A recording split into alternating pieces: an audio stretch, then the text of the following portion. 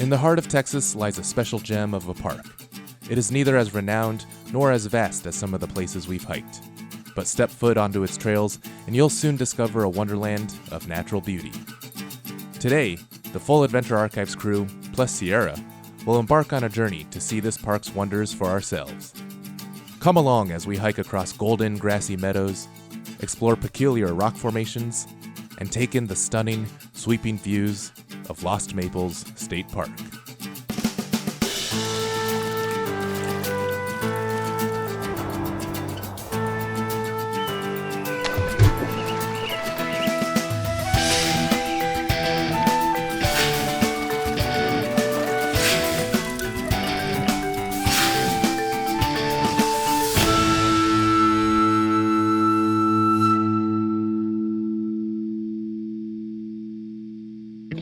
Our journey started with some delectable pastries at Thomas's home in San Antonio, Texas.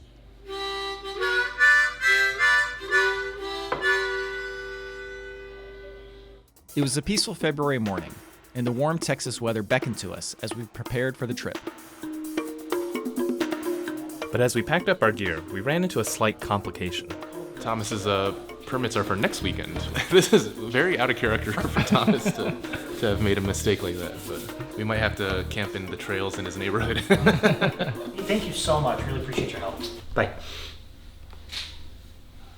I fixed it. With everything thankfully smoothed over, we were now headed northwest to Lost Maples State Natural Area.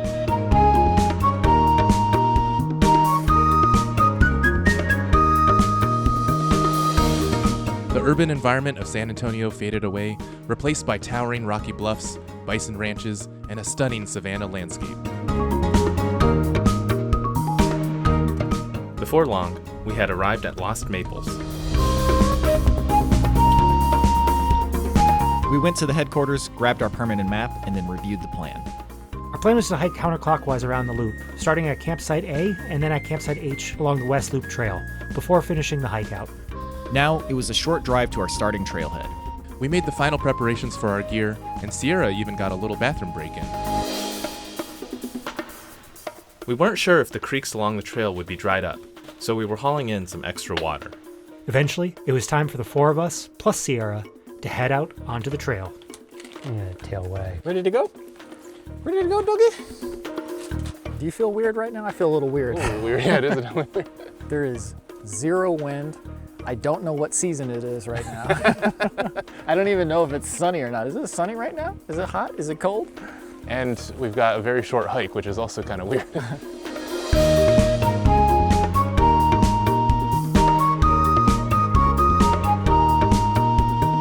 We made our way across the parking lot.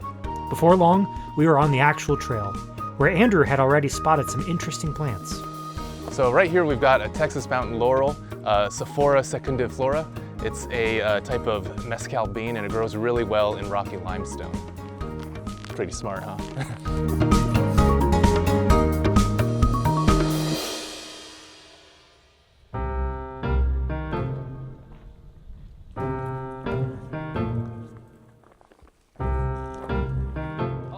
We can split up. Want to do a splitsies? Yeah, let's split up. Sure.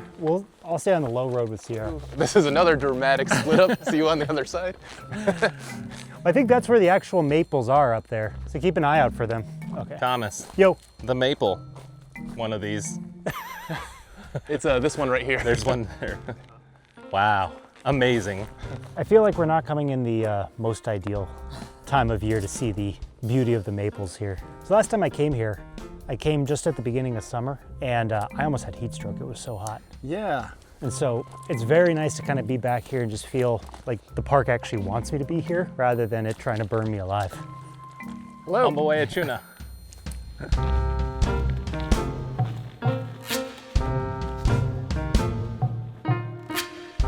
How's the trail? Actually pretty. Got some nice rocky cliffside things going on. Pretty happy with our decision? I am too. The Eastern Trail had a bright, open, riparian landscape, while the Western Trail had a forested, rocky feel. It was a surprising contrast considering we were only about 10 feet apart from each other. Can you feel the vastness that separates us? It's almost like I can't see them walking right over there. But if you couldn't actually see them over there, it would be interesting with how different it is from here and over there. Yeah.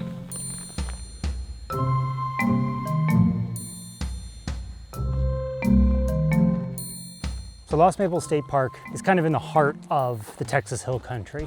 And growing up in Ohio, I'd never even heard of the Texas Hill Country. When I think of Texas, I think these big wide open ranches, and then maybe in West Texas, some desert. And when I moved out here in 2020, this was one of the first places I wanted to go because it kind of exemplified everything that the Hill Country stands for. You got these limestone peaks over here, all these big shrubs, all these big junipers all around you, and you just kind of feel like you're tucked away in the hills themselves.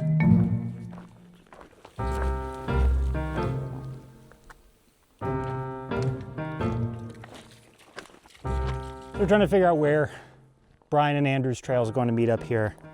And based on this map, it might be just a little further ahead. I think we got to go across the river one more time. I don't want to spoil it, but we're almost halfway there.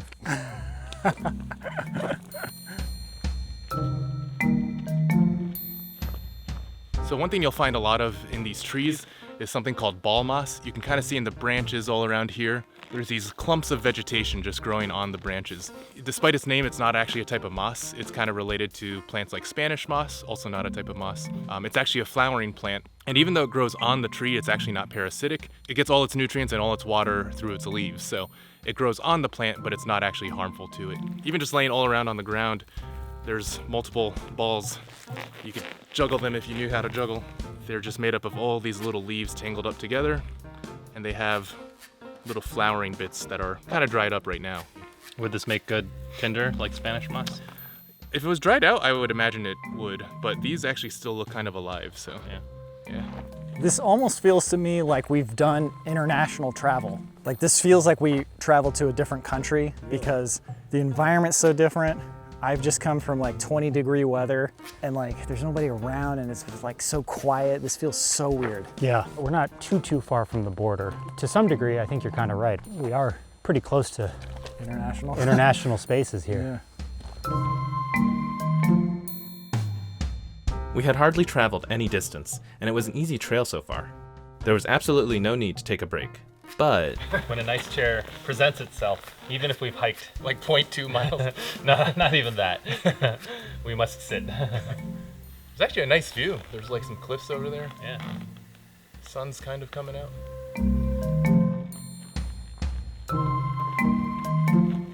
You're not telling me this is already the meetup point. Yeah, this is the meetup point. Yep. Have we ever done a split where we didn't beat Bryan and Andrew? Nope. Meanwhile, all right, so behind me is a sycamore tree, and this is a tree we've got back up to the north. It likes to grow along rivers, and these trees can get pretty big. They tend to have this sort of flaky white bark that almost looks like a camo pattern bark, and then it flakes away and reveals this really beautiful white bark. And a lot of times people confuse the leaves that fall from these trees for the maples that grow here at Lost Maples. But if you look, these are just not at all the same size, and sycamore leaves can get twice as big as this at least. If you hold them one in front of the other, you can kind of see a good size comparison there, but.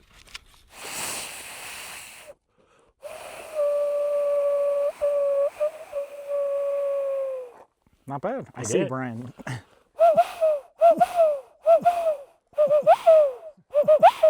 you have a nice time? Yes, there were several nice benches. Oh. She's excited Bryan's back. Go say hi to Bryan. Hi, Sarah. I had been straggling behind, stopping too often to look at random trees and plants, so I hurried to catch up with the others. I got lost in the maples. Oh, I get it. Ha ha ha ha. You guys ready to go back? Well, that was the whole loop, guys. See, says end of Maple Trail. Now we go back.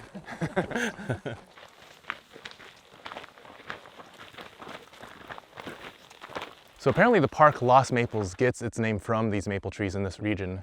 And this specifically is a large tooth or big tooth maple tree. Despite the name big tooth, the leaves themselves are pretty small, but the lobes on the leaves are pretty pronounced. But this is a maple tree that grows in the West. And during the Ice Age, maples got spread to this region of the US, even though they typically prefer a colder climate. And then when things warmed back up, in this area, the maples just seem to stay around, and it's sort of like a relic from prehistoric times, hence the name Lost Maples, because everywhere else in this area you don't really find these. So like a lot of maple trees, these trees can also be used to tap for syrup and make like maple sugar and things like that. Also, this big tree behind us has a ton of that ball moss that me and Bryan saw earlier. Pretty cool. We continued along the trail. Here, vast wide open spaces were flanked by impressive stone bluffs.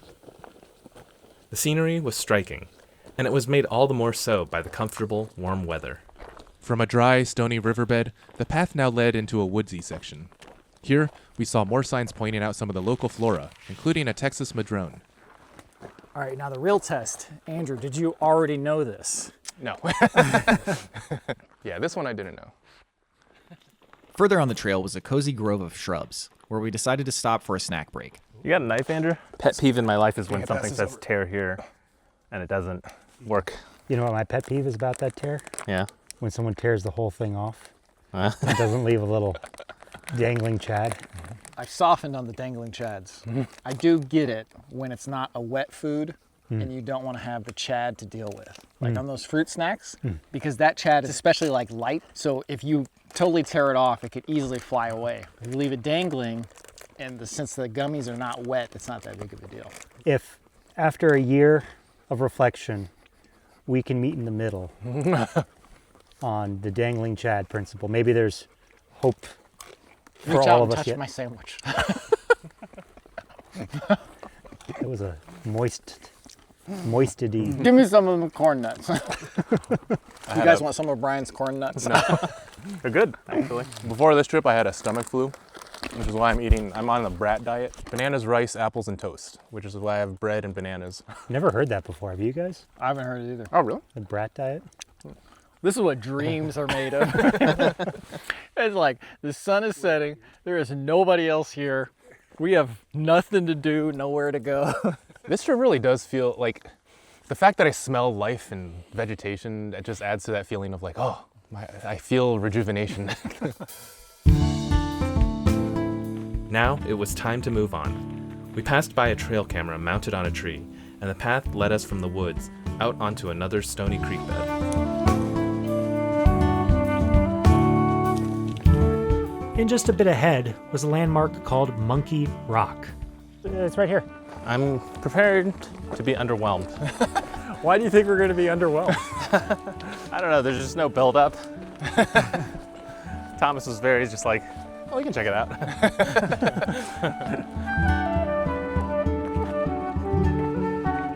Whoa, this is actually super cool. Yeah, I was going to say. I think it looks a lot like a monkey. Yeah. Like one of those rare times when Oh, someone wow. says, Oh yeah. it's a monkey, and you're like, okay, maybe if, nope, that looks like a monkey.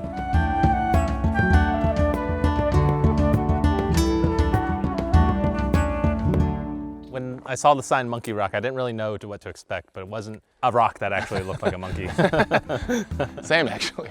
It's interesting, if you look, there's a lot of rocks inside the monkey's mouth, and I think people from the shore here have been tossing them up there. Oh, you think that's what's happening? I was wondering about that. Yeah. And this is all limestone, I believe, right? That's kind of what gives this place some of its extra charm that separates it from the rest of the hill country is there are a lot of caves and just kind of carved out areas of the hills here that give it kind of this otherworldly look.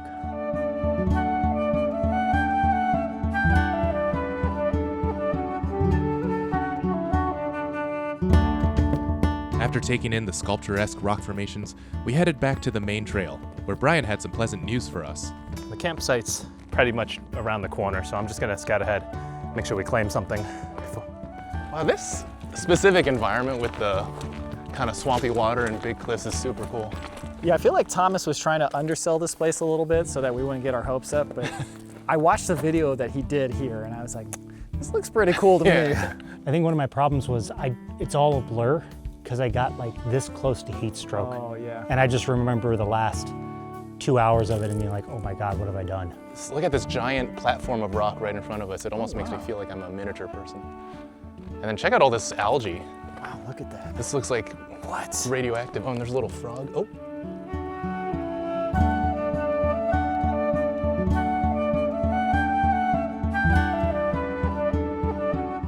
We're actually already at the campsites. The Oh. campsites right here. We're like calling for Bryan. He's already sleeping. Bryan! Yo, you found a spot? I did. So this is one option right here. This is one option, but the bathrooms are further down that way. We'd be pretty far, plus we're sandwiched between people. Okay. The one that I found is across from the bathrooms, and we're kind of pretty much remote. Like we're not near anybody. Wow, there are a lot of primo campsites here. This is really great. Yeah. I can see why they tell you no ground fires, though. This whole thing is just covered in dried tinder grass. Oh, man. You'll see my chair. Oh, sitting there okay. somewhere. Excited. Oh, there's the bathroom. Ooh, Bryan. Oh, man. Good job. Good job, Bryan. Got a pretty great view, too. Yeah. Oh, yeah. Plus, there's one campsite further down that's not really that nice. It's like mostly flattened grass, so it's not great. I love Unless it. more people I show love up. it. Let's do it. If you feel like you can set the big tent up there, I'll put mine closer, and then maybe we can put the tarp above us so Like- that when it rains. Big tent here, small tent here, maybe? Yeah. Look at this. A lost Chad. +1 for the dangling Chad. We got settled into camp. It had been overcast most of the day, and Robby had to do a little bit of gear repair.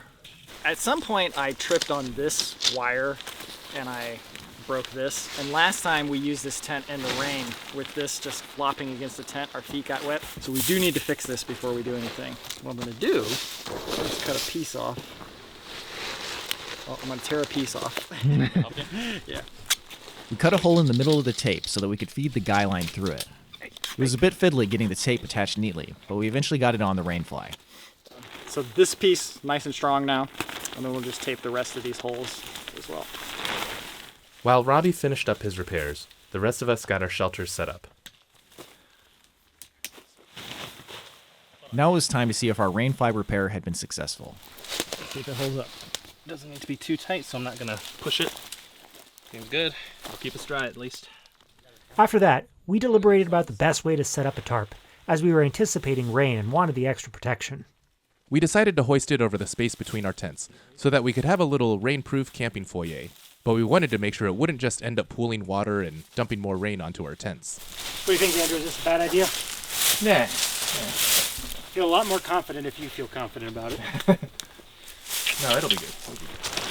I'm not confident about it. Yeah, I could see it pooling a little bit up here, unless we get it high. Let's calculate where we need to put the water jug so we can collect all the rainwater. We'll probably pool around here and maybe fall off this edge here. I want to remind the council, ultimately this was Thomas's idea. I don't want to jinx it, but I think this might be one of the best ideas we've ever had. It's pretty cozy. I think it could be. How's the campsite feeling? Great. Sierra's like partway into her water bowl. With camp set up, it was time to relax. You know what's going to be fun, guys? Getting in that big tent. This is like a Voltron tent. I should have brought more snacks. Here. Sweet and salty, thank you. I mean, we can cook dinner if we want. All right, be prepared tomorrow, guys. We're going to have a grueling 350-foot incline. This actually feels a lot like our early backpacking trips. It does, yeah. Barely hiking anything. The smell of some season in the air. I mean, it's incredibly appealing, honestly. This is like what I fell in love with originally. I feel like you got to go for what you want, and there's nothing wrong with going back on the things that you used to like or didn't like or whatever. Yeah. I remember when I first did my first episode with you guys. It was with it was in Yosemite, and I was like, let's go climb mountains, let's go see epic scenery, let's go do all that stuff. We got to go. And I felt like I was failing if I wasn't doing like at least 8 miles a day. Yeah. What a fool I was. None of us are in our 20s anymore. Homer Simpson had it right. I enjoy all the meats of our cultural stew. Sometimes you like the distance. Sometimes you like eating granola bars on the ground. Truly, no wisdom encapsulated in a quote could better define this trip than Homer Simpson. Evening had now set in, and we decided to get water boiling for some dinner. While we waited for our meals to cook, we discussed some important matters of the day. What'd you just say, Andrew? You know, Chadless might be the way to go with these meals, actually. we will concede on that. You know what makes trips like these so good? You have literally no care in the world. Not even worrying about like how many miles you have to hike or what you have to get done next. It's just nothing. You don't have to worry about anything.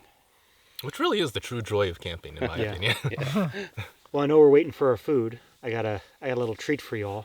Hope you like cowboy music. I saw that on your kitchen I counter. wanted candy. I didn't realize you brought that. Hold on. Oh, say, can you see? That's what I thought. Something from Red Dead. It's like if you're building a rickety house. Just like that. Yeah, you've got a hammer and a nail and a hammer. I forget the lyrics. Yeah.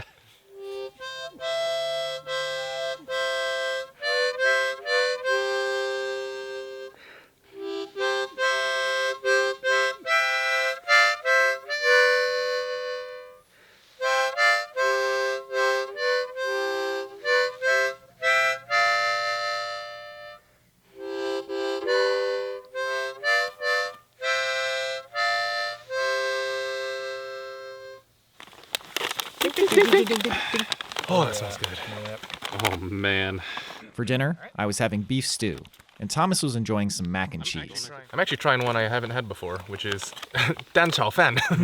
Some egg fried rice. I've got the creamy Tuscan chicken, which I believe Dean sent to us. Thank you, Dean. This is very good. This is actually pretty good fried rice for being a camping meal. The only downside is this doesn't have the wok hay. It wasn't... The what? The wok energy. It wasn't cooked in a giant wok with a flame on a gas stove by an angry Cantonese man. You know how there have been times in the past where we start a hike and we're like, man, I want to get in the tent already. This is as close as we're going to be able to get to doing something like that. We got out of the car like an hour ago. And you know what? Lives up to every amount of time. Yeah. It's just as good as I've always wanted it to be. Temperature's going to be really nice tonight. And if it weren't for the certainty of rain, the scorpions on the ground, the boars around here, the tarantulas, the snakes, I wouldn't mind cowboy camping. That would be kind of nice. This kind of feels like a no-frills backpacking trip. Like not much hiking, not much cooking. Just the pleasantries of our company. You're right, this really does feel like our early backpacking trips. That's kind of what I was hoping. We could have gone out to West Texas. It would have been like a 6-hour drive or 8-hour drive. Like, nah, I want you guys to around the house. I want to have fun. Dusk slowly faded into night, so we packed up our belongings and got ready for bed.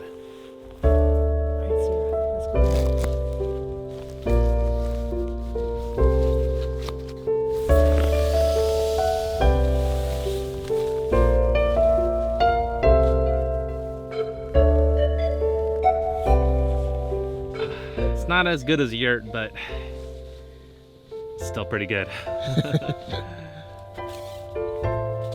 Oh yeah, I missed the big tent. Cannot deny the goodness of the big tent.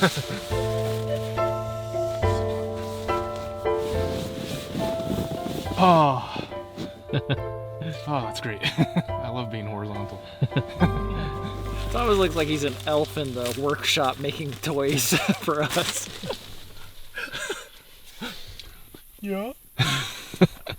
It is a whole season warmer inside of this tent. You need to keep your body from moving for the next 10 minutes to adjust.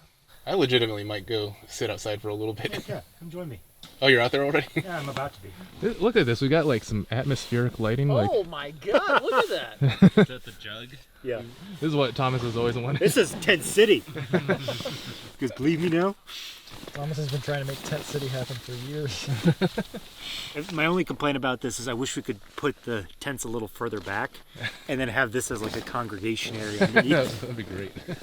Yeah, this is great. If we want some vibes, we can just shake this jug up and now we have these water ripples everywhere. What are you guys up to? Just lying down. I'm looking at cat pictures. And we got Sierra inside here. Yeah, this tent city is pretty great. I don't know what's going to happen when it starts to rain, but at least right now this is great. You know, what we should do is just have someone sleep right in between these tents. Just lay flat I like need the hammock to just run right between the Yeah. tents. Yeah, that'd be great. So we're not going to leave here until after 12 p.m. when it stops raining, right? I'm okay to wait as long as we think we should. I was actually thinking about that too. If we're all on board, I'm down. Yeah. The weather that I saw did say it was like kind of intermittent throughout the day, so I don't know if we should put all of our dogs in one basket or whatever it is. Or dogs in one tent. Yeah. I guess we'll decide in the morning. Yeah. But I'm in it for the long haul if we need to. Thomas, have you been in the big tent yet? Not yet. Oh, Maybe we'll do that tomorrow. Yeah, I'm too comfortable to. Yeah, I'm comfy here too. All right, well, I'll be closing my eyes now. all right, good night. Eventually, we drifted off to sleep beneath a starry sky.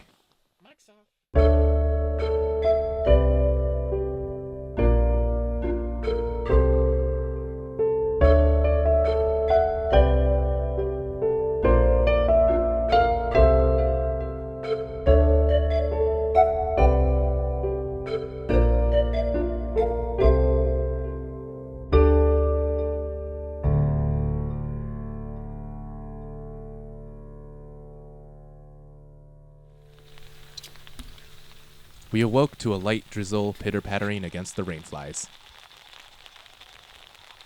None of us were particularly excited to get out of our tents. But eventually, the rain seemed to lighten up, so we got up. It's kind of misty.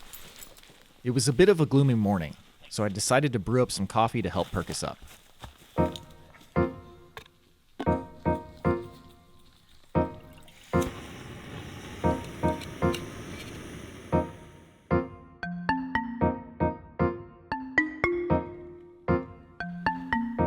The thought of a warm beverage coaxed me out of the tent, and Sierra followed behind. There she is.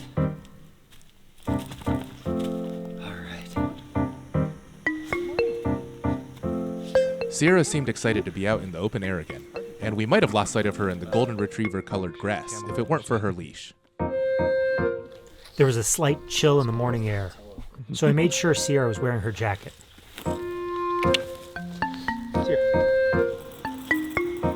The water had finished boiling, so it was time for some instant decaf coffee and a few snacks.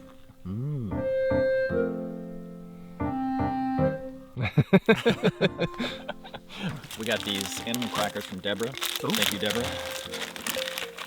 Just like I remember.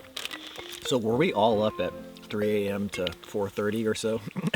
I know there was the time where we were fixing the tarp, but I Yeah. don't know what time that I actually think that was like close to 5. Was it? I couldn't fall back asleep for a while after that, but then I did. It didn't help. There was a group of younger dudes hooting and hollering. Yeah, like 6 a.m. Which is funny because they were up late too. Yeah. Ah, to be young. Yeah, my only regret is I wish I had brought my summer bag. The winter bag was too hot. Just more humid than I expected, I think. That's really the big part of it. thing, yeah. Which is kind of dumb, I guess, in retrospect. We should have known it was going to be wet. A light haze rolled through the waves of golden grass, leaving delicate dewdrops on each strand. It seemed like the rain had passed, so we started packing up.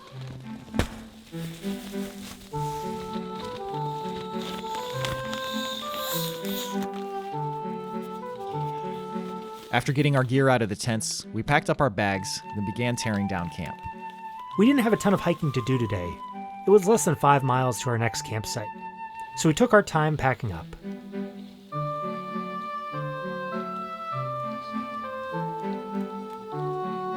As we packed up, a fine mist rolled over the distant hills.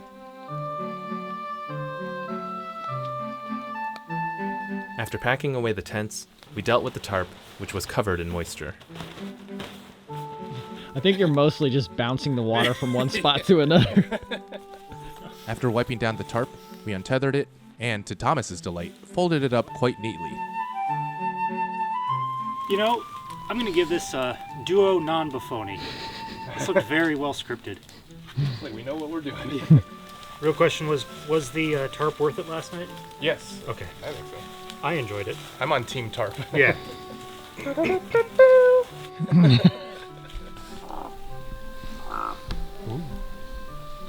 on a show.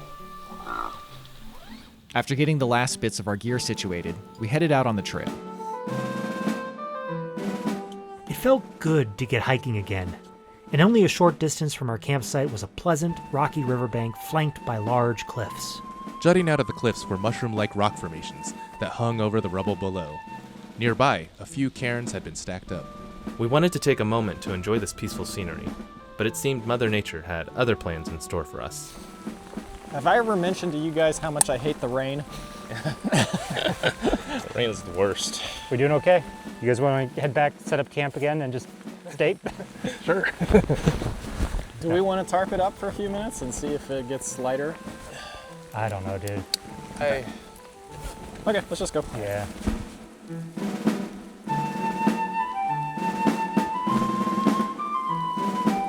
This kind of sucks. Yeah.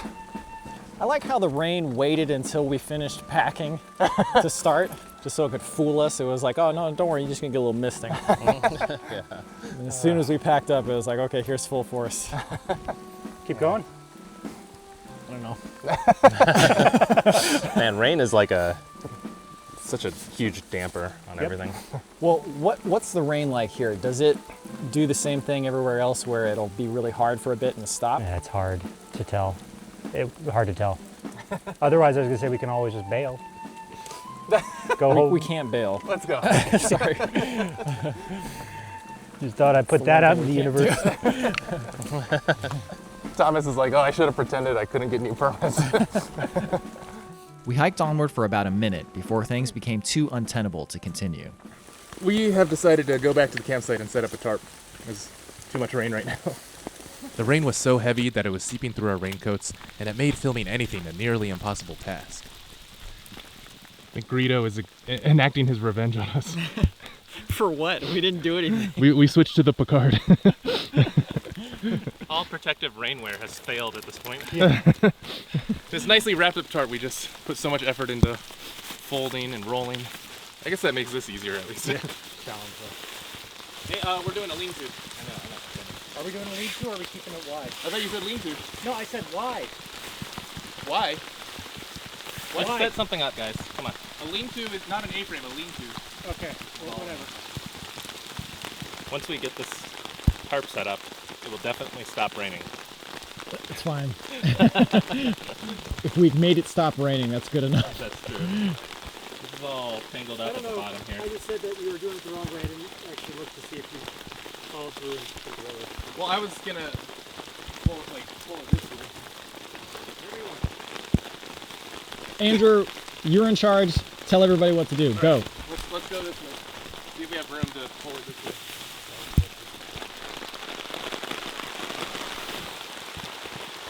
Let's start moving our stuff under here.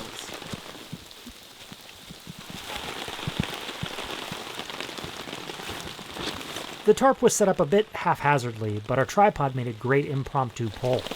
Yeah, go.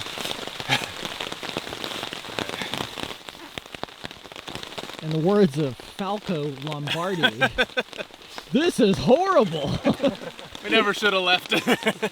We need to remind each other, if it starts raining and we have any opportunity to have a tarp, we have to do it immediately. Because I don't know what we were thinking. We were just like, oh, it's raining. Here we go. It didn't start raining this hard yet, though. No, for sure. After easing Sierra's anxieties, we settled into our places beneath the tarp to wait out the storm. Is this rain harder than a lot of rain we've dealt with? It definitely is, right? No, it's about the same as hard rain we've dealt with before. We also have a dog, too, and a dog just kind of complicates things. Yeah. And yeah, if it weren't for the dog, we would totally cut this out. Yeah. How long do we wait once it stops just to make sure it's actually stopped? I'm okay taking another 20 minutes. Yeah, that sounds good. I think that's smart. As the rain continued to fall, it pooled up in the sagging pockets of the tarp. To keep us entertained, I asked Thomas to pose one of his famous would you rather questions. Would you rather be pushed into a lake and go underwater with all your hiking gear, but can get back to shore really easily, or have to hike in this for 3 hours? Get pushed in the lake. Yeah. Get pushed in the lake, especially if it's sunny out, because then you can just dry up on the beach. Yes, but you run the risk of damaging everything inside. Well,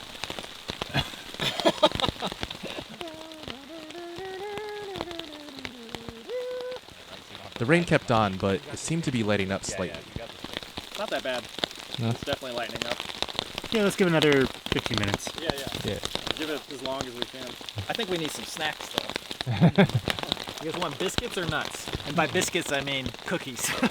It's a Nutella biscuit, which is just a Nutella cookie. Bryan, how's the biscuit? That's good. Dry. I gave you guys my biscuits, and this is the reaction. Dry. Well, if you don't like it, give it to me. I like your biscuit. It's good. Some moisture right on your mouth. Isn't that what you want right now? All the moisture sucked out of you right now. You want to add moisture? Go out there. It's more comfortable to stand up, so I'll act as the A-frame or whatever. What if you were by yourself and you just put the tarp over you and you were just standing here in the forest like a ghost? What if you just walked with the tarp on you the whole time? With little two eyeballs. What if we had a fifth person? 4 people took a corner. The fifth person Was just carried a little, like a little stick in the middle, and we all stayed dry. Right as the rain seemed to let up, a heavy downpour started falling once again. To keep us entertained, Robby was now playing the role of TV stand. But finally, after getting through an episode of Rick Steves, the rain seemed to actually be easing up for good. Wow. Feels pretty good. It was a relief seeing the sun poking through the otherwise overcast sky, and it seemed the storm was heading in the opposite direction of our hike now. The weather's going this way, and it looks very grim in that direction, but it looks a little bit nicer in this direction, so the bad weather's going that way. We used our GPS device to get a quick weather update. Okay, so it says 1 p.m., 70% chance of rain. Oh, jeez. 3 p.m., 40% chance of rain. 5 p.m., 30%. 7 p.m., 30%. So, you want to sit here for another hour or so? No, I'd say you can just go. I'd say we wait until that 1 o'clock, 1:30. That might not be a bad idea. Why don't I give you my seat? Maybe that'll change. I'm okay with whatever. If you guys want to wait it out, that's fine. We kept waiting, and I tried one of Andrew's 2-ingredient Brat Diet fruit gummies. Thomas, watch this, just for you. Actually, it's for me too, but I'm going to leave the chat on, because it's a dry food. It's slightly inconvenient, but it's more convenient than having to find a place for the chat. Oh, I never thought of that before. Do you think it's whether it's dry food or wet food, or do you think it's how big your chat is? Because if it's a big chad, you know you're not going to lose it. If it's a small chad, That's also a factor. That's true. the size of your chad. Yes, I heard you the first time. The size of your chat. You aren't that good. Before long, the rain started pouring yet again. Coming down pretty hard again. What if your vacation gets rained out? Well, you all just sit there and do nothing, like idiots. Oh my gosh. It seemed we had made the right decision by staying under the tarp, and now the inclement weather only continued to get worse. I feel like this rain has only gotten harder. Yeah, I have an idea, and you guys tell me if this is a crazy idea. The next time the rain lets up, what if we set up the tent? Then what? Wait out the rain. And if the rain keeps going, we'll just stay here tonight. Because at least then we can have a nice dry place to actually hang out and enjoy ourselves, rather than being cold and uncomfortable. Eventually, the rain did seem to let up again, but we knew it would surely only be a short-lived reprieve. So we got the tent set up, like Robby had suggested. In this episode, we dismantle our tent and then put it right back. Do you guys want to flip it this way so you walk out this way? That would have been smart. Shut up, Thomas. It's all right.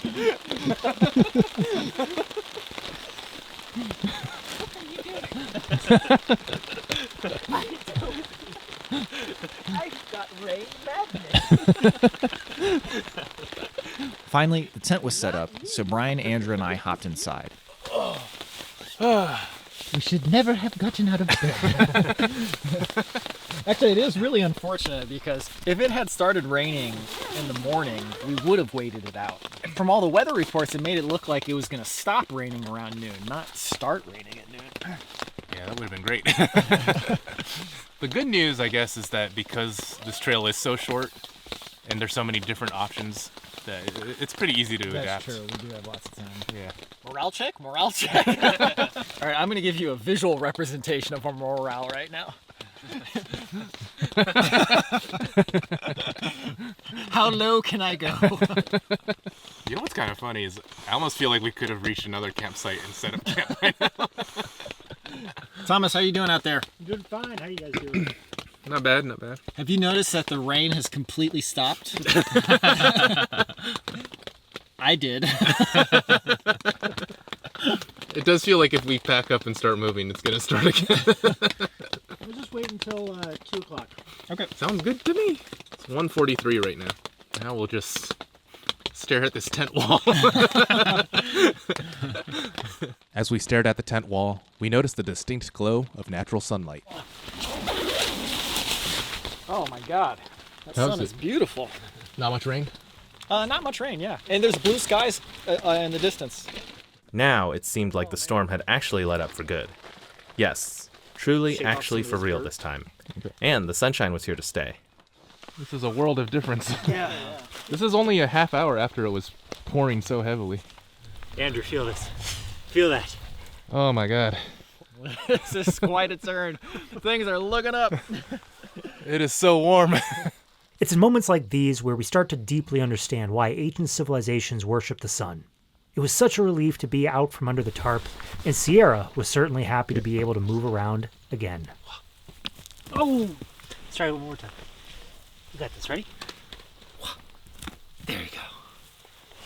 While Sierra was happy as a clam, we were running into another problem thanks to the rain.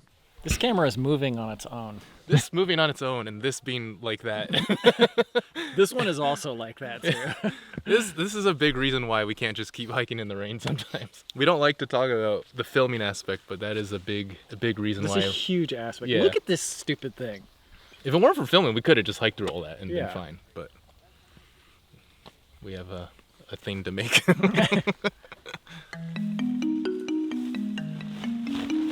For the second time today, we broke camp and started packing away our tent.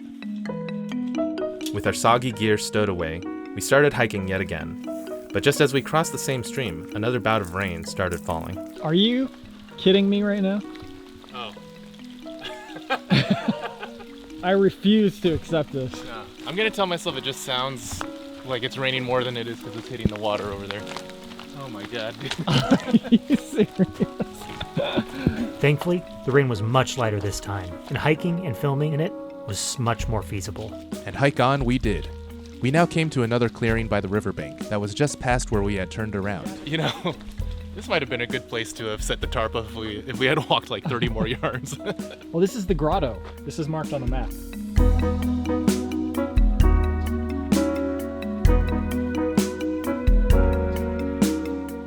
Yeah, it's interesting because I know caves have a lot of limestone in them, right? So you can see how it has these same stalactite formations.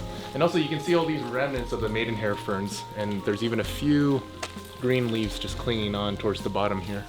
And they get moisture from water that seeps through these rocks. I don't think I appreciated this last time, but this is just one big maple tree, and it's impressive how much smaller the maple leaves are compared to what we're used to up in the Midwest. This really reminds me of the Japanese maples. It just feels like someone plucked one of those trees and put it right here in the heart of Texas. After that, we followed the trail onward.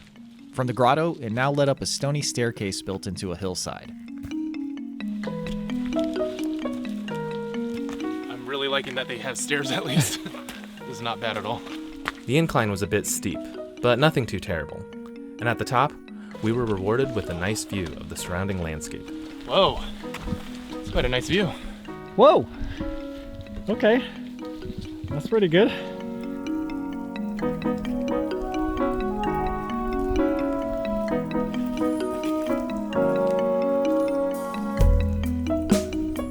We hoped that the pleasant scenery was just the start of a turnaround of the day's fortune. As we continued up the gravelly hillside, I spotted some cool rocks. So I don't think this is quite flint, but it might be flint or it might be chert. You can see it's got these smooth pieces that have been flaked off, so it has the properties of a stone like that. It's got this like higher pitched glassy sound to it, but this is the sort of stone you might have in the Stone Age used to make stone tools. A lot of times you'll take a big piece like this and flake off a smaller piece. You can see these missing chunks, and then work a piece like that into something like an arrowhead or a spearhead or whatever. Yo, this is fairly intense. I think Bryan said it was 350 feet elevation. Morale check, morale check. Well, if that sun comes out, I'll feel better, but At least I'm not too concerned about getting cold right now, 'cause I'm heating myself up. this is the bad kind of that'll warm you up.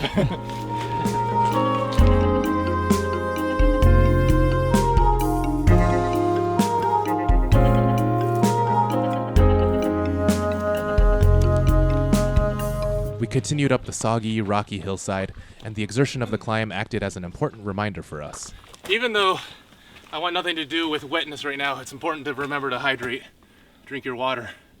It does actually help with this. Sierra, you better drink that water. After the 5 of us finished hydrating, we continued our uphill trudge.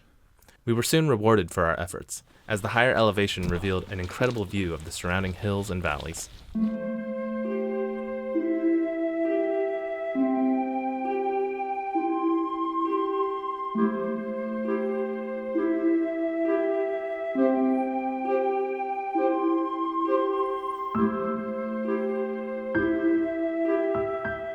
The skies were still overcast, reminding us of our rainy morning. But with the higher elevation came a variety of different plants, including some you wouldn't usually associate with rainy weather. All right, so one unique thing about this area is there's kind of 3 distinct bioregions that conjoin and meet in this area. Apparently it's got a lot of vegetation from plateaus, plains, and deserts just all kind of meeting together. Especially lower in elevation, we were seeing a lot of species that we actually sometimes see back home, like sycamore, other types of deciduous trees. And now up here we're seeing some desert species like this prickly pear cactus over here. You can of course eat the petals. It's kind of hard to harvest that because you gotta get rid of the needles, but they also have an edible fruit that you can eat. Like So what do the paddles taste like? I actually have ordered them from a Mexican restaurant near me. They make a salad out of it. It's kind of like a slimy bell pepper almost. That sounds horrible. Yeah, it's doesn't seem appealing at first, but the way they mix it with the onions and the peppers and the spices, the fried tortillas, they're really good. Nearby, we also saw some shrubs, Texas mountain laurel and juniper.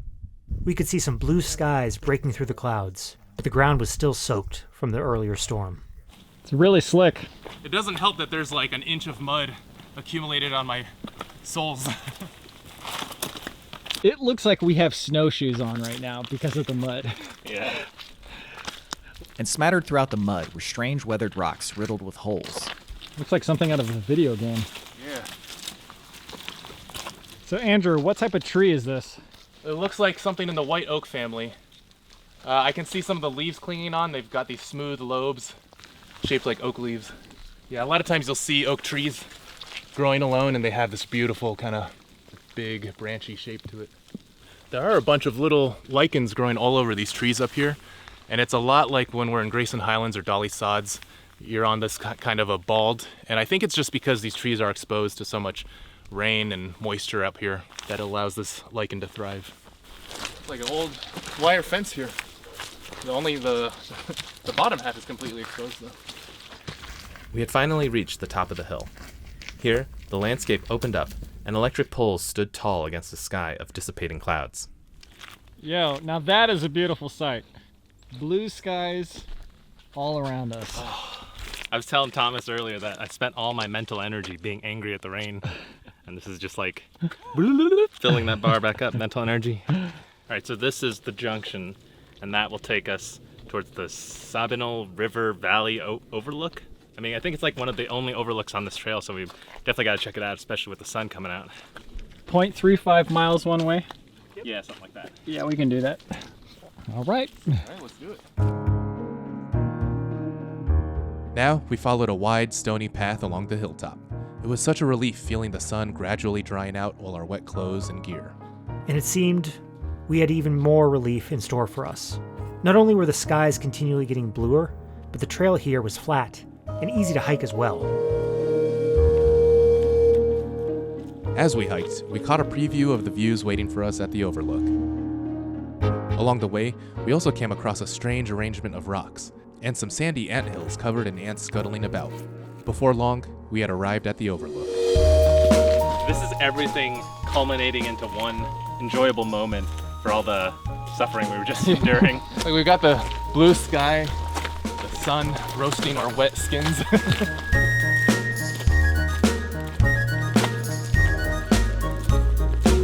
Oh yeah. This is what I've been hoping for all morning and afternoon. Sun just hit Yeah. right in there too. Look at all this blue sky we have. This is beautiful.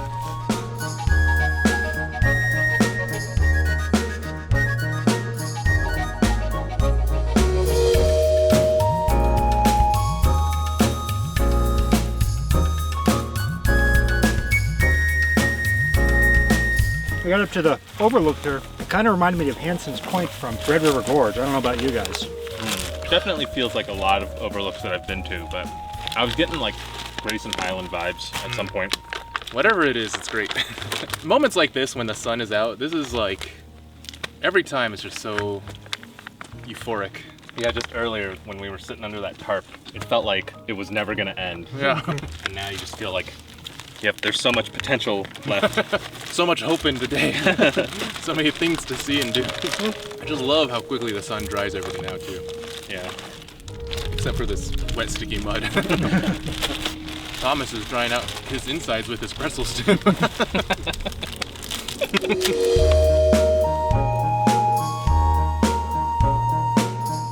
We left the overlook and backtracked to the main trail. Once we reached the junction, we came across a trail map and checked how many miles there were to the junction leading to our campsite. 0.57. Man, yeah, it's barely 2 miles. After that, we continued on through the sticky mud. My feet are getting heavier and heavier though. I feel like my left foot is heavier than my right. I bet this trail was really nice yesterday. We enjoyed the hike in spite of the mud. The grassy upland savanna provided a unique feeling backdrop to our adventure.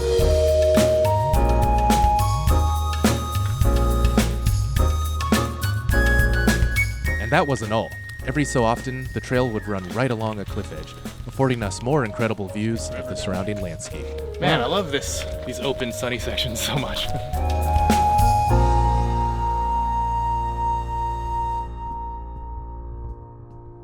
From the cliff tops, we could see a widened portion of Can Creek, which glistened in the afternoon sun. And on the horizon, distinct-looking trees stuck out on the distant hilltops. We enjoyed the view for a moment, then continued on. It seemed that all along this section of the trail, there were more little scenic overlooks. The path continued atop the plateau. Besides the mud, it was a dream to hike. The weather was beautiful now, and the trail was flat and wide, which made it easy to navigate to all the different lookouts. It's funny what a far cry this trail is from earlier today. That seems like a lifetime ago. Yeah. Wow, now this feels like Texas. Yeah.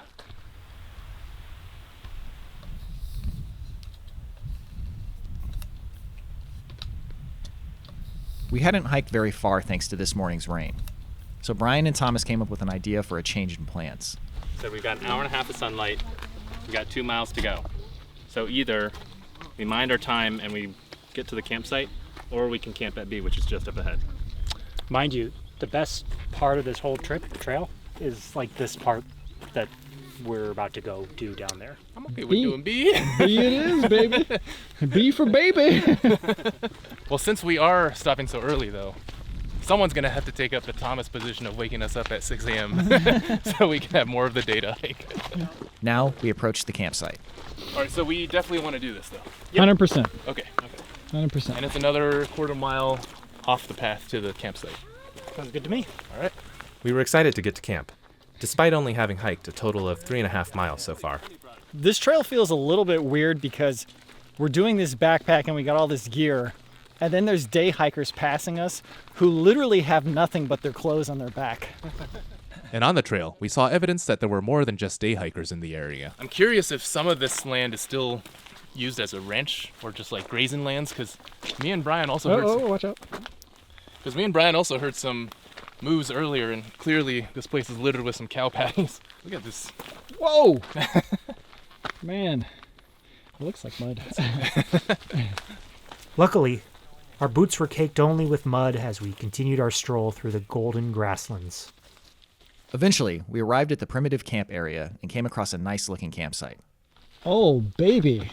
Looks like there's another person just on the other side that we might want to find another more secluded spot.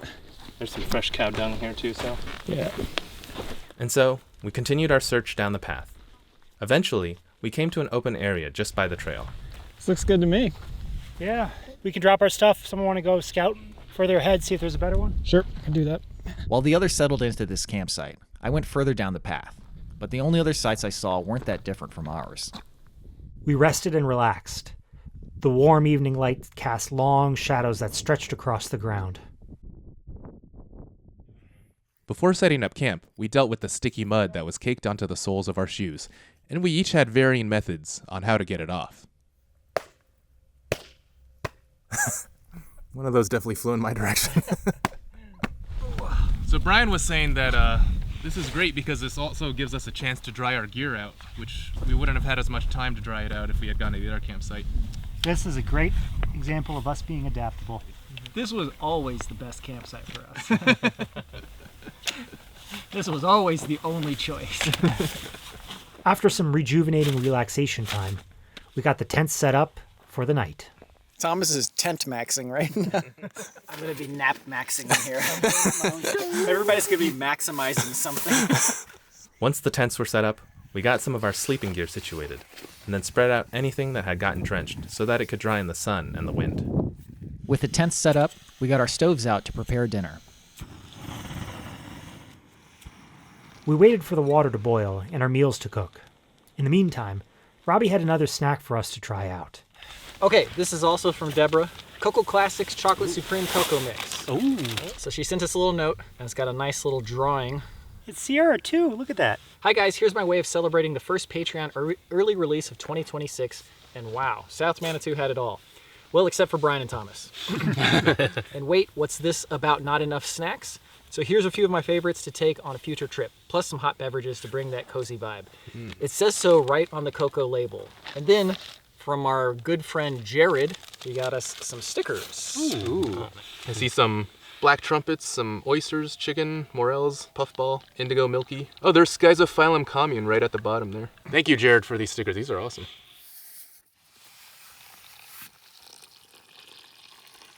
Dink it, dink it, dink, dink, dink, dink, dink, dink, dink, dink. That's good. I am feeling cozy.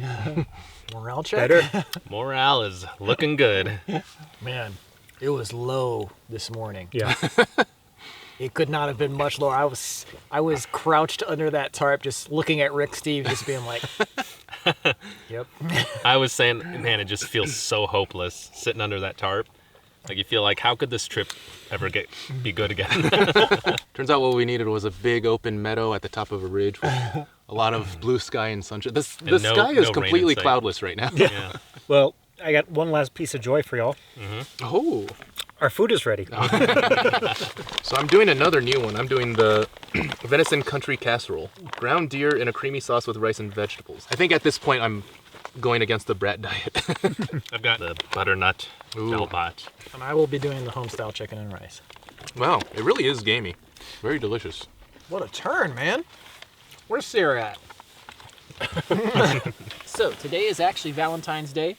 We have abandoned our significant others with their permission. We gotta celebrate in style. We got 3 chocolates in here. You know, I could be spending this day with my fiance, but instead, I wanted to spend it with my fine friends. Bro-ances. My bro-ances. Thomas actually bought this, and he's giving each of us 1 chocolate because he wants us to be his Valentines. Oh, I gotta get a video of it. Ready? No, I'm not ready. You're getting that Chad off of there right now. Will you be my Valentine? I choose you. Will you be my Valentine? No, they're all different. Okay. It's better be no. Me and Thomas will split this one, but I've also got Oh! Yeah, this is from White Rabbit Adventures. Thank you. I'm snack maxing right here. Don't tell them. So what are we thinking? Post-dinner nap? Get up for a bit, then post-nap sleep? Oh, why we have to get up? For sure. I'm down.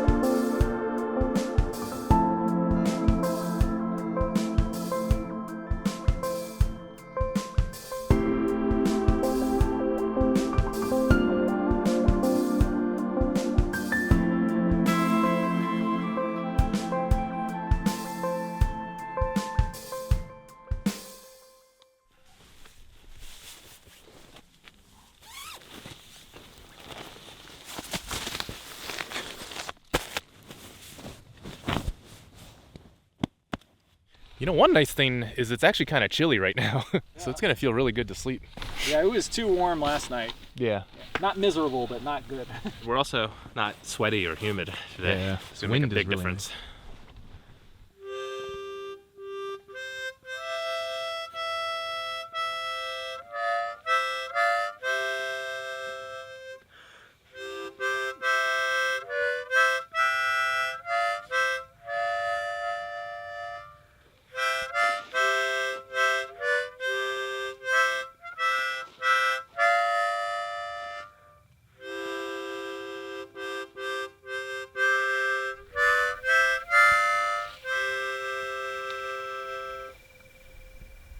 So I think Texas is an interesting and a fickle place because it's so big, and whatever your thoughts are of Texas, you're both right and you're wrong.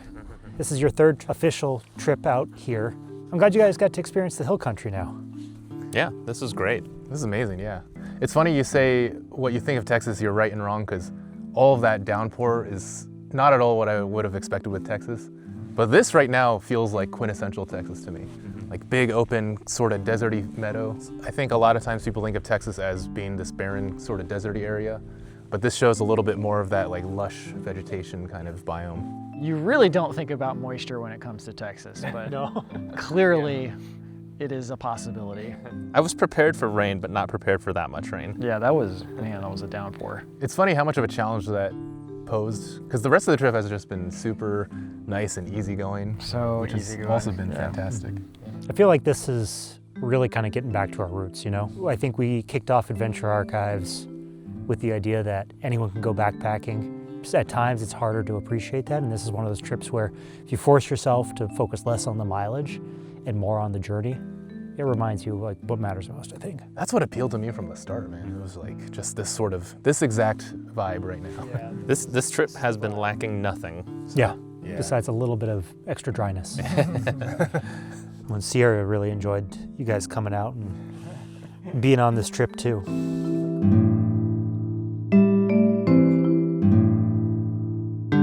Dusk now faded to night, and we got ready for a good night's sleep beneath the starry sky.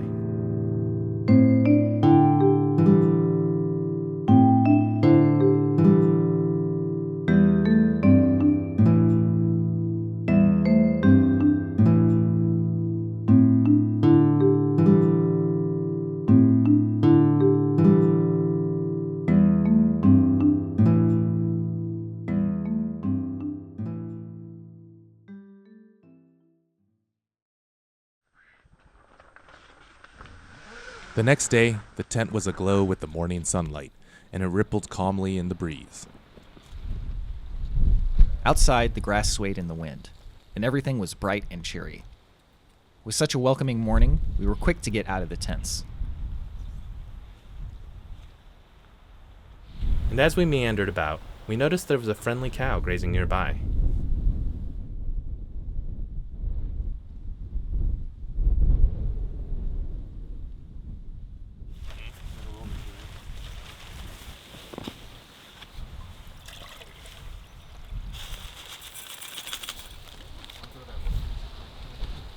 Wow, this is a morning that I have dreamt about for ages. Wow, what a turn, man. Yeah, such a contrast from yesterday. I don't see a single cloud anywhere. Like, we're much more likely to get sunburned today than get rained on.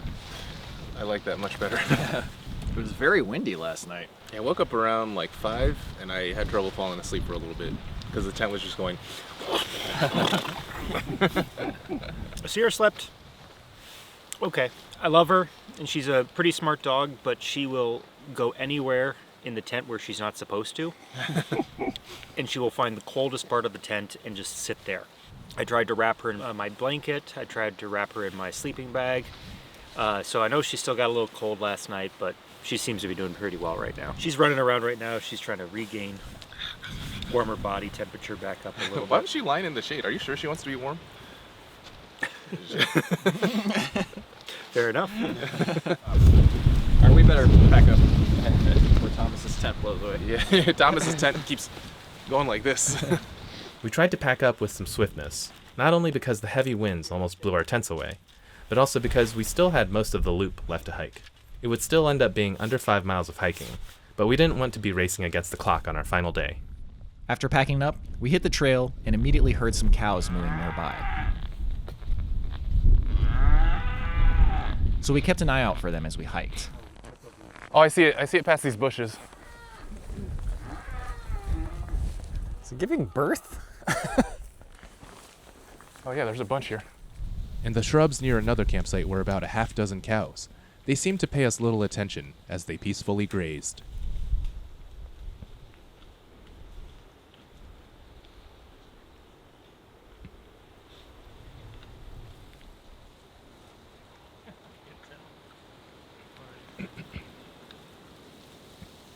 We watched the cows for a little while longer, and then continued hiking.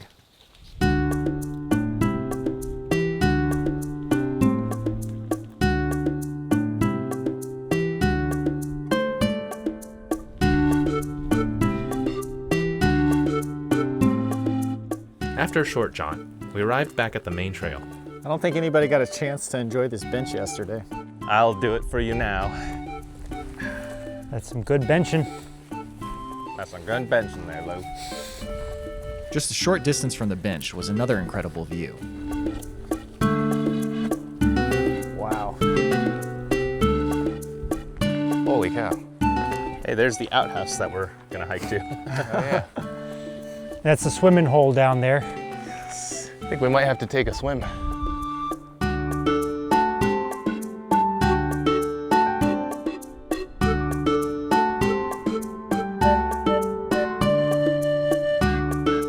The picturesque view was certainly something to behold, but because we had still only hiked less than half of the trail loop, we decided not to linger for too long.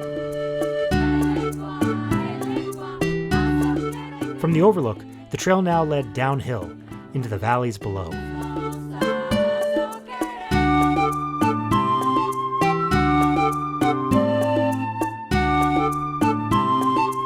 The rocky hillside was a breeze to hike today, thanks in part to the warm sun drying everything out. Hiking down this yesterday would have definitely been the worst option. Staying at B, the good idea. Yeah, doing this on wet rocks. Yeah. We made the right choice.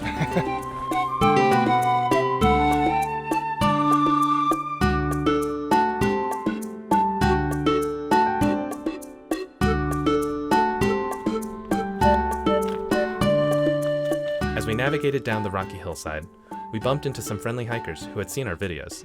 Shout out to Adventure Archives. We loved watching your Emery Peak hike. Oh, yeah. It was epic. It inspired us to go to Big Bend and do that hike ourselves, and we'll be there doing it on Thursday. Yeah, super informative. For the first time.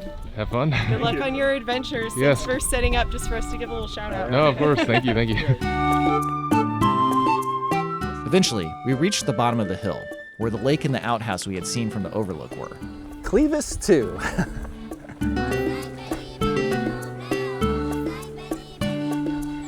Anybody need to take a Clivus number 2? Oh man, this is so nice. Oh man, that looks great. Seems like the perfect opportune for a snack break. Yes. All right, Sierra. She's a water dog. Careful. Oh. Ooh.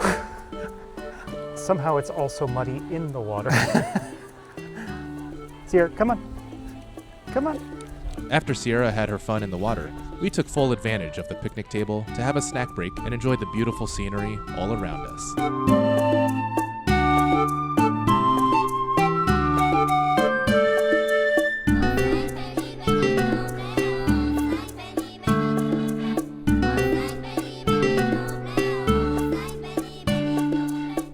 Amid all the beautiful scenery around us, we saw a tufted titmouse perched in the trees above.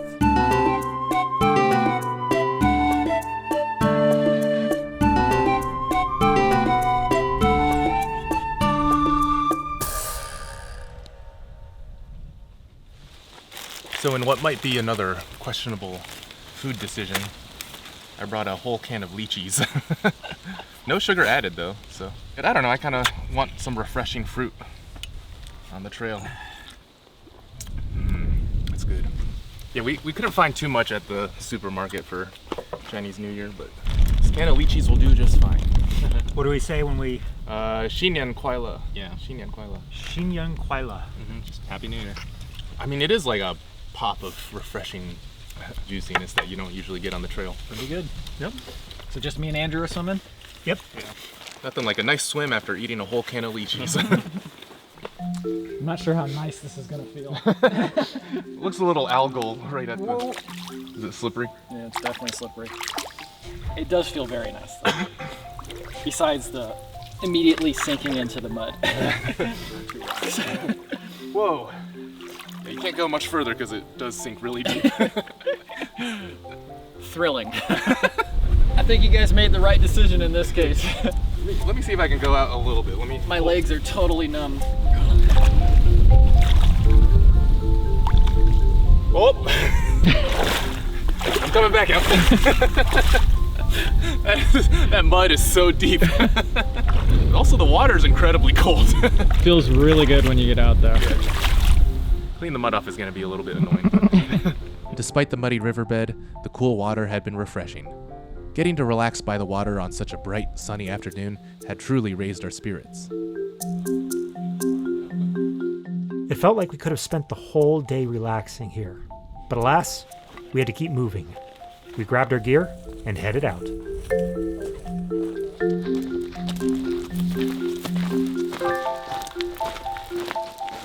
The trail ran parallel to a stream before eventually intersecting with it. Wow, this is really cool. This almost looks like a little dam or something. Now it's feeling like Texas. Yeah. This is a really interesting water feature. I wonder if this would have been here yesterday. Oh yeah, like how much it would have been filled up.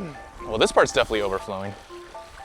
Was this an old road or something? It was definitely constructed or something, because there's these marks here.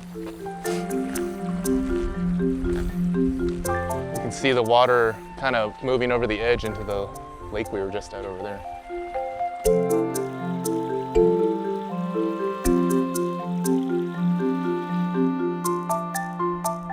So down here we've got all of these tomato-looking berries. Most of these are yellow by now, but this one is still green. And I can tell just from how the fruit looks that this is in the nightshade family. The most common nightshades we see are in the grocery store.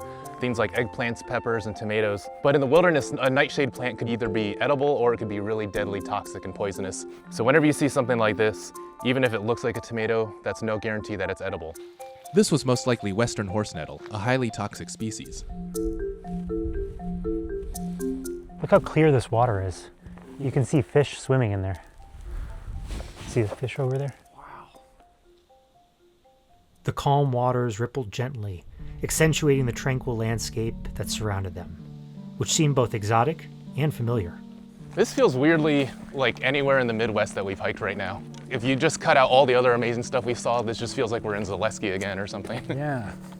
Even the species of trees are kind of similar. Oh, really? Yeah, you've got like these deciduous oaks, and just on the surface level, they really look like things you would find in the forest in Virginia or something like that. And also all these brambles. Oh yeah, the brambles. Bramble scramble. This looks a little more unique, but... Yeah, definitely.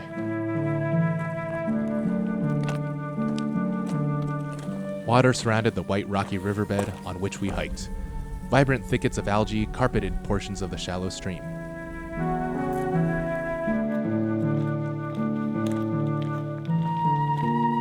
The distinct, bleach-white rocks and gnarled trees gave this section of a trail an especially dreamlike atmosphere.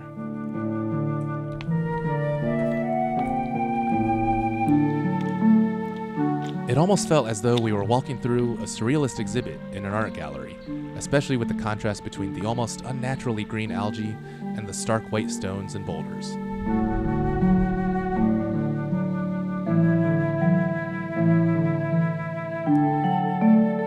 From the creek bed, the path now ascended up a small hill, and we entered another open, grassy area.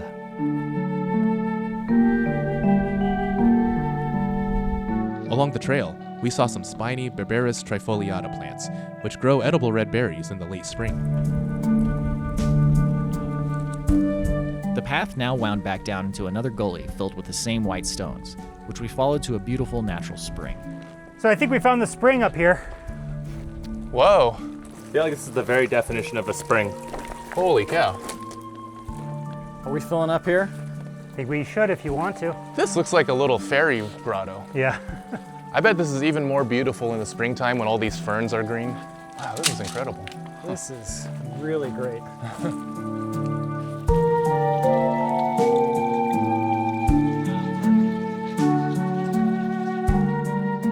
Water trickled down smooth, weathered limestone, while minnows darted about in the clear pools below. It really felt like we were in an enchanted spring that was home to pixies and sprites.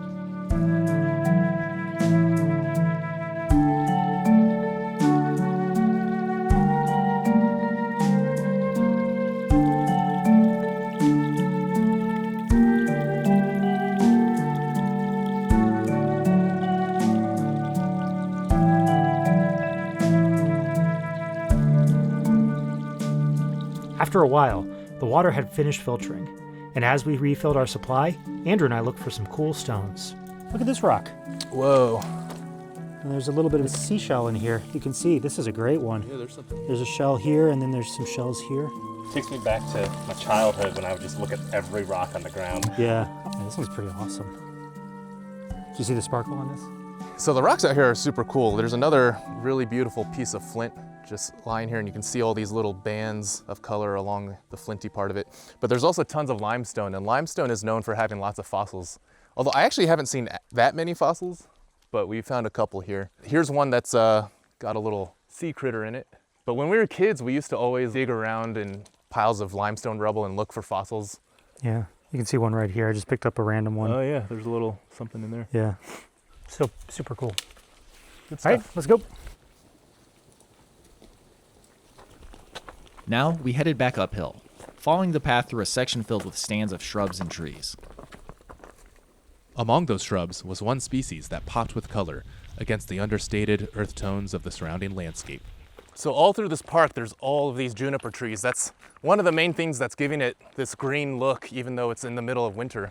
And one of the great things about juniper is it has really flaky bark, which you can actually see on this tree right here, just all these pieces shedding off. And that bark is great tinder if you need to start an emergency fire. It's really fibrous, really dry, perfect for catching a spark. These ash juniper trees are highly resistant to drought, and their wood is naturally rot resistant as well. We now came to another map, and we realized that we had not hiked very far at all. Started there today, and we're here. Yep. So we were gonna camp over here. So now we're going to go through Mystic Canyon, and then it's about 1.5 miles back to the car.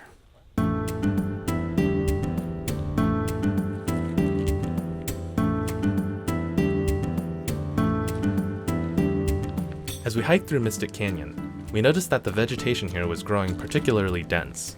Thomas, do you remember what this section of the trail looked like when you did it? Because something I always wonder, there's all these trees that have shed their leaves, so it feels really open right now, but I'm wondering how claustrophobic it felt. Yeah, I think it was probably a little more claustrophobic, but it also was a lot cooler between the base and the top. I wonder if we'll still feel the difference in heat between those two. But before long, the foliage opened up, revealing unique rock formations that ran along the trail's edge. Canyon is feeling more mystic with every step that we take. Look at these mystic cave walls.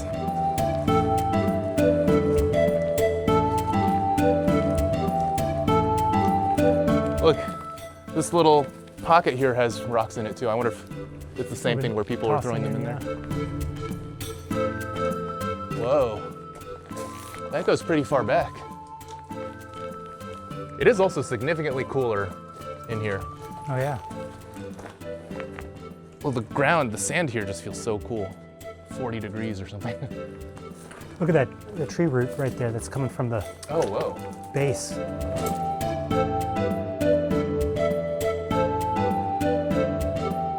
So this is a plant called witch hazel. You can just kind of tell from the brown leaves that are still clinging on, although it's a little easier to tell when they're fresh and green. But the other giveaway is that this branch has these little yellow flowers. And later in the season, once they grow fully, it'll look kind of gnarly. But witch hazel is a medicinal plant. It's an astringent, so a lot of times it's used for skin ailments and things like that. Later in the year, the flowers develop long, spindly petals that have an almost fungal appearance from afar. Up ahead, we encountered some rocky terrain that seemed to confound Sierra. Ready? Ready? Up, up. You got this, come on, up. Okay, let's go this way, come. Sierra, come. Up, up, up, yep, up. Sierra, up. Got this again, up. There you go, good girl. Certain sections of the canyon were more exposed and sunny than others. Man, there might not be much tree cover, but we're still lucky that there is as much shade as there is, because the minute you step out of that shade in the sun, you really feel it. It is 74 degrees right now. Whoa. In the middle of winter. We have not felt weather like that in what feels like a very long time. The trail now became even more exposed as it climbed out of the canyon and up another hill.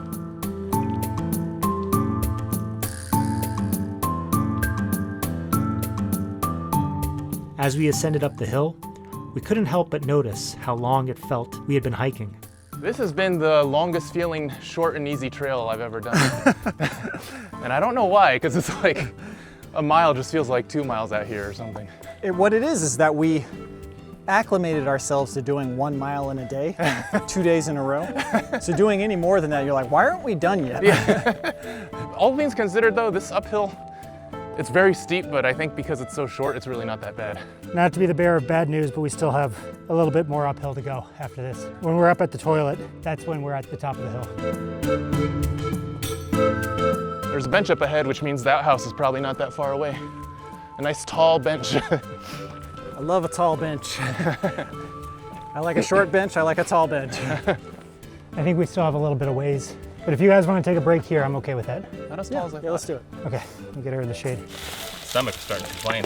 Yeah, I'm surprised how hungry I've been on this trip too. I don't know if I'm just out of practice hiking or what. I mean, the hiking itself feels easy, but it's just weird how long this trail feels and how hungry I've felt. Maybe my stomach flu just made me really hungry. Yeah. So what do you guys think so far? So far, it's been fantastic. This place is awesome. Yeah, one thing that struck me about this park is the variety. Like, you get parts that just feel like home, parts that feel uniquely Texas. Is this typical winter Texas weather? Yeah, a little bit. Sometimes it's a little cooler, sometimes it's a little warmer. Sounds like we might have to pay you a yearly winter visit. Yeah. After our snack break, we reached another upland meadow. It was such an inviting environment, and we relished the feeling of the breeze as we hiked. These prairies really gave this park a unique feeling, and for a moment, it felt like we had been transported far away from Texas. You see, now we're back in the savannah. And if you look carefully, you'll see some zebra over there. Oh, this is Campsite E. Wow, I love this sort of environment. These grasslands, along with all of the limestone rock formations and stands of juniper, were a unique feature of the Edwards Plateau, in which Lost Maples is located. Getting to experience this environment on a sunny day was euphoric. Up ahead, we came to one of the last trail junctions on the hike, after which the trail stretched back to the trailhead. Last time, this is the part of the trail that really kind of drained me, so the more we push, the faster we push through it, the better. Just trust me on this. Okay. It is pretty warm out depleted. Right now. Yeah. It's a little Clevis 3. Clevis 1, 2, and 3 all have been visited. So then that trail over there goes to Campsite F, if you were camping up there. And this is back to the future. Oh, yeah. We're pretty much back. Cool. We left the intersection now, and once again, the path wound back downhill. Just at the bottom of the hill was another junction leading to a campsite. All right, so here's primitive camping area D. And I'm gonna be perfectly honest, based on the entrance, it doesn't look like a great campsite. Wait, is this a campsite right here technically? Just a little... No, I think this is probably just the entrance. Yeah. This looks like a campsite. Let's check it out a little bit. This one actually matches up with its grade ranking. Yeah. Yeah, this is not great. I'm sure it's fine. Yeah. It's passing. D is passing. We definitely camped at worse. This is really giving me last day of school vibes. It's like we're getting out for summer break right now and just like, oh, we're almost done, almost getting to the bus. That is a really perfect way to describe this. For me, this really does feel like the end of one of our season 1 trips. We didn't really do too much, so we're all in high spirits, just chatting away. Nobody's just like slumped over, just like wishing the hike was over. I think there's a lesson to be learned here, which is hike less miles. Turns out we were right all along. We've done the whole gamut, and now we know which one's better.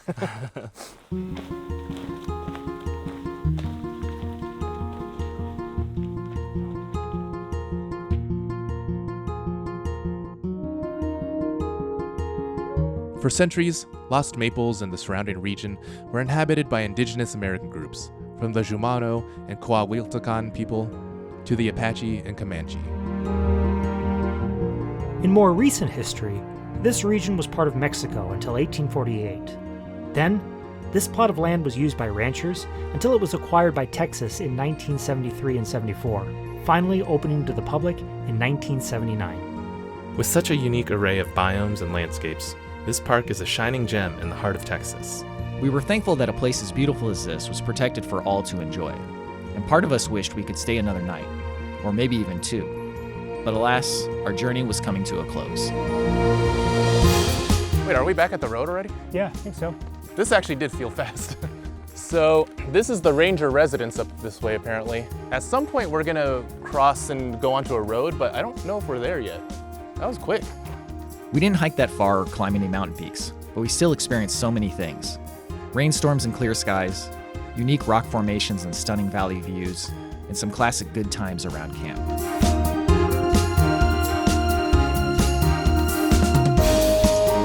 And like the park's storied history, this trip reminded us of our own past. It was the perfect callback to our earlier camping trips, where the focus was just hanging out in the middle of the wilderness.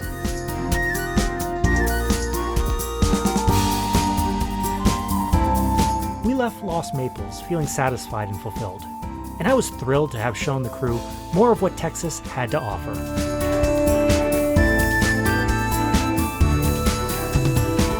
There was still so much more to explore in the Lone Star State, but that would be a story for another adventure.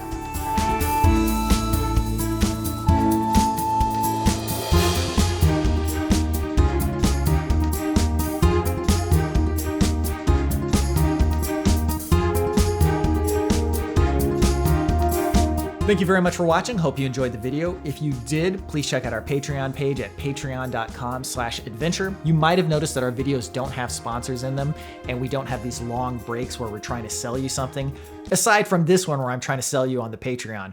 But patrons get bonuses like early access to the videos, bloopers, commentaries, and at some of the higher tiers, you can get your name in the credits, copies of the soundtrack, one of the special shoutouts, which you'll see in just a moment. And at the highest Greedo tier, one of our new bonuses is we take instant photos during the trip, and each patron gets a one-of-a-kind unique photo just for that Greedo patron.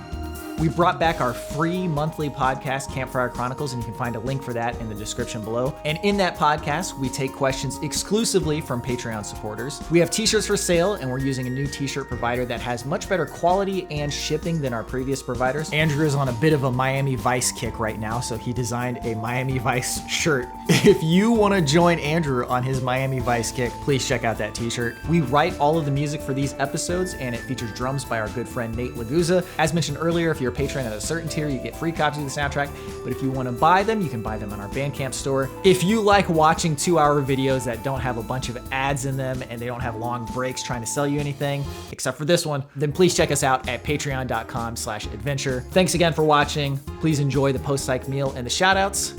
We'll see you in the next one.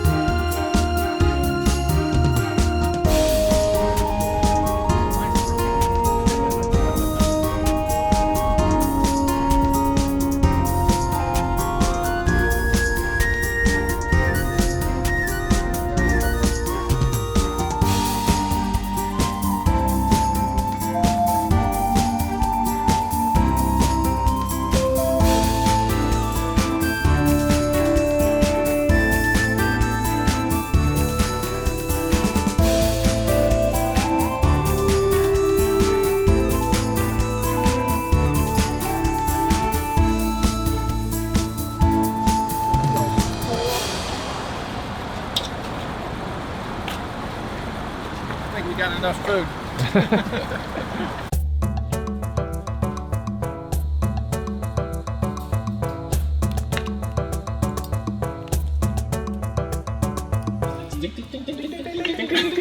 All right, Lizzie. This is how you dink the chopstick together.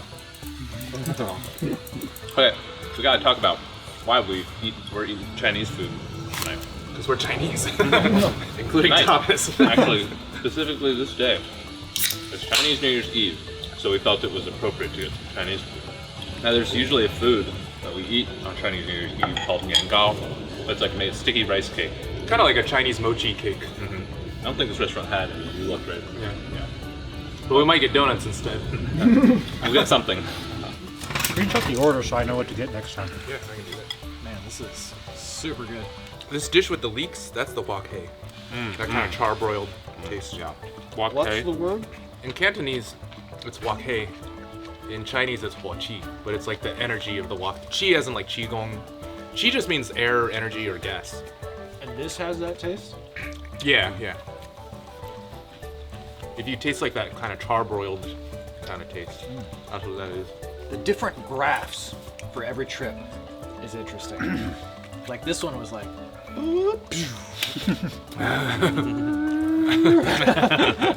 like this one kind of tricked you. You thought it was just gonna be high the whole time, and then it had this huge dip. Yeah. It was a crushing low. That's why we got this dry chicken, because we wanted to be dry. Yeah, look how dry this is. This is dry chicken. Dry in a good way. Not dry in a bad way.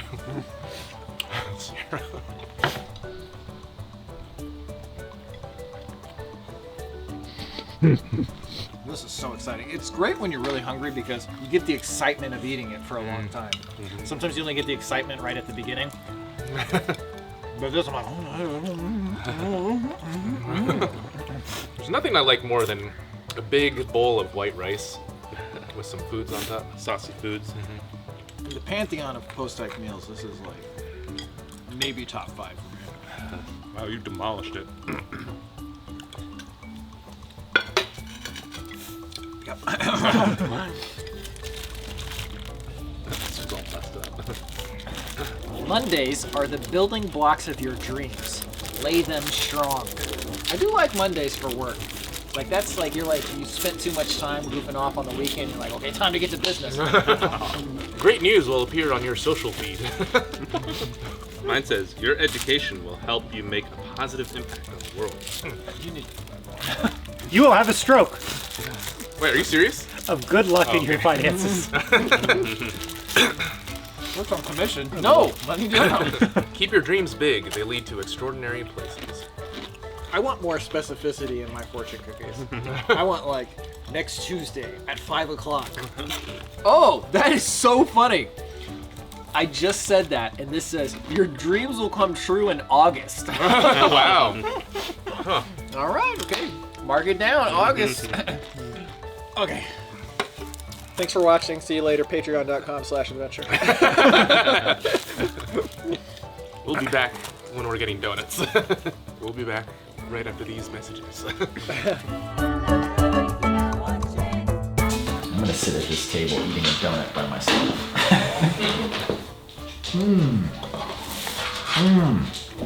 I do deserve a donut. 那我然后吃这个克拉奇，哦，里面有一个热狗。Do you think there are people who are second generation Americans in other countries who don't speak English natively and they speak English the same way we do Chinese and they laugh about it? Oh, inside there's a hot dog.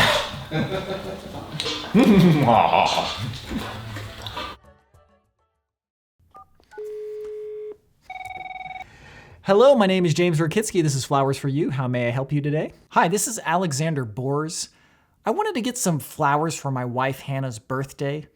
I want the best you got. Absolutely, we have just the thing. Our flowers will be delivered to you with the utmost care by one of our specialists immediately. Snake, this is Major Sanwa Zero.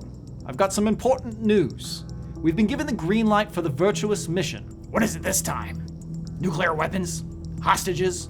Genome soldiers? Flowers. Flowers? Yes. We'll need you to deliver them to Hannah. it's her birthday. Snake, your code name for this mission is Ash. Got that, Ash? Ash, huh? Got it. I'm on my way.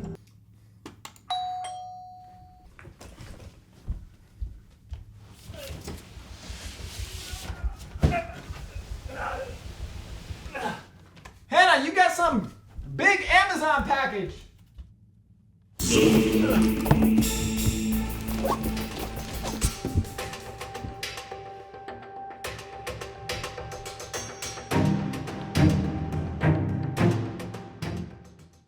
Alright, first up we've got this handcrafted wood-burned Adventure Archives logo. Do I see a 1? Starting at 100, 100, 100. Do I see a 100? Do I see a 200, 200, 200? I see a 300, 300, 300. Is there a 400, 400? Is there a 500? Do I see a 500? Going once, going twice. Sold to May Beamery over there. Alright, up next we've got a bona fide, genuine, cross-stitch Adventure Archives home plaque. Starting bid is 500. Do I see 500? 500, 500. Over there, do we have a 600, 600, 600? Do we have a 700, 700? We have an 800, 800, 800. Alright, sold to Mary Sing Cabbage. Up next, we've got a slab of pine with a wood-burned Adventure Archives logo. Starting bid is 300. Do I see 300, 300, 300? Do I see 300? Do I see 400, 400, 400? Do I see 500, 500, 500? Do I see 500? Do I see 600, 600, 600? And sold to Christian Curley.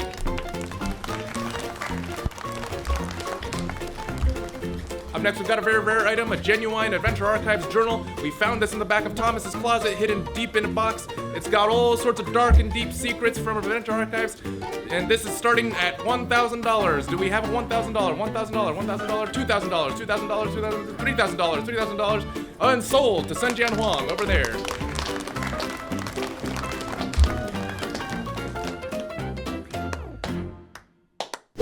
Yo, what on earth happened in here? This is not even Hannah's stuff. This is addressed to Aaron Steves. Dear Mr. Aaron Steves, this is John Lorenus of Sue & Tan and Associates. Your distant relative, one Mr. Jongin Bindis, has unfortunately passed away. He left a number of items to you, along with this VHS tape. Please watch the tape and let us know if you have any questions.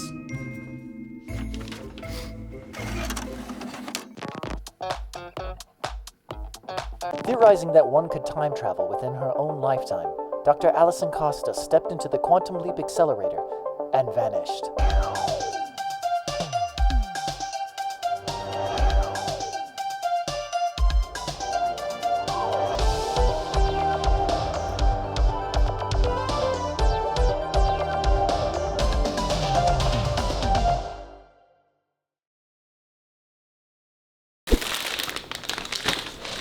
How much?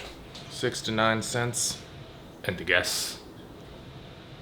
Y'all getting any rain up your way? What way would that be? Well, I seen you were from Douglas by way of Jackson. What business is it of yours where I'm from, friendo? I didn't mean nothing by it. Just pass the time. You live in that house out back? Yes, I do. You lived here all your life? My wife Mela and her father Joey, this was their place originally. You married into it? We lived in Shawn, Texas for many years. Come out this way about 4 years ago.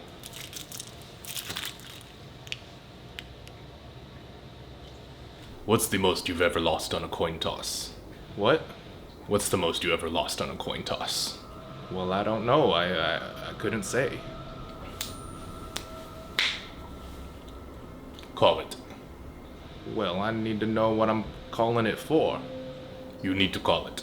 I can't call it for you. It wouldn't be fair. Do you know the date on this coin? No. 2004. It's been traveling 22 years to get here. And now it's here. And now it's either Gavin Ryan or Kelsey Goodritis. Alright, Gavin then. Well done.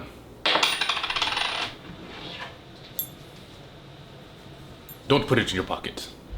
Well, where do you want me to put it? Put it anywhere but your pocket. Otherwise it'll become mixed in with the others and become just a coin. Which it is. Okay, welcome to the inaugural Shout Out Mario Kart Tournament of Champions. I'm Jess Laborde. I'm Bryan Kitsune. I'm Leon Lin. And I'm Jennifer Spencer. Jenna. All right, okay. Jess Laborde is about to smash everyone right now. And take that, Leon. Leon Lin got a gold mushroom and he's cutting for us. No, we have to team up against Leon Lin. All right, 2 red shells going at Leon Lin. No, not at me. Oh, and Jess Laborde coming in from behind. Oh, and Jess Laborde has a blue shell. Jess Laborde. Jenna Spencer is in the lead now, completely silenced because she's so focused on the game, I guess. Jenna Spencer, what a racer. We're nearing the end here. Shortcut! Go! No! Jess Laborde! All right, congratulations, Leon Lin. You move on to the next round. Round 2 of the Mario Kart Shoutout Tournament of Champions. I'm Matisse Picard. I'm Lou Lin. I'm Brandon Laborde. I'm Sarah Kitsune. And I'm in the lead. Oh, Lou Lin, you better watch out, Lou Lin. You better watch out. No. Oh, just a banana? Yeah. Ash, what? Oh, Brandon Laborde was definitely cheating. Look how far ahead he is. Yeah. This guy came up from behind. Whoever is going to be me in the next round, I feel bad for them because they're definitely going to lose again. Take that! Oh, I had a bomb. I hurt myself. I only hurt myself. All right, Leon and Lou Lin both made it through. Welcome to round 3 of the Mario Kart World Tour Shoutout Tournament of Champions. I'm Bryan Yamagata. I'm Aussie Yamagata. I'm Yvette. And I'm Ren. Aussie Yamagata's taking the lead. Oh, who blew up that bomb? Oh, take that, Ren. Take that, Ren. Oh, gotcha. Oh no, that's a clip. Oh, me too. I just fell off too. Yamagatas. Suckers. Easy win for Aussie Yamagata. Oh shoot, I didn't realize the last lap. I would have been. Yvette in second place. All right, congratulations to Aussie Yamagata. You move to the finals, but also Yvette's moving to the finals because we need one more person. Do we? Wait, hold on. Do we need? Yeah, we need one more person for the finals. It's Yvette. Welcome to the finals of the Mario Kart World Tour Grand Prix Fortune Festival 500 Tournament of Champions Shoutout Edition. I'm Lou Lin. I'm Aussie Yamagata. I'm Leon We're Lin. racing. Yeah, we're racing. Oh, no, this doesn't count. Shoot, Yvette, I'm in all the way 4th place. Don't worry, I'm gonna play badly enough that Lou Lin can lose this yet. This is Leon Lin's chance. Chansda. Oh, never mind. I just fell to 3rd. Lou Lin's got the triple greens. It's a battle for 2nd. First place is a foregone conclusion. Oh yes. Oh, Leon. Yes. Keep fighting each other back there. No! Oh man, it's carnage back there. Oh no. Yvette, you saved me! Lou Lin with the 2nd place! All right, congratulations to Aussie Yamagata, first Tournament of Champions winner. Your prize, nothing. What a good name. Sierra or Bryan?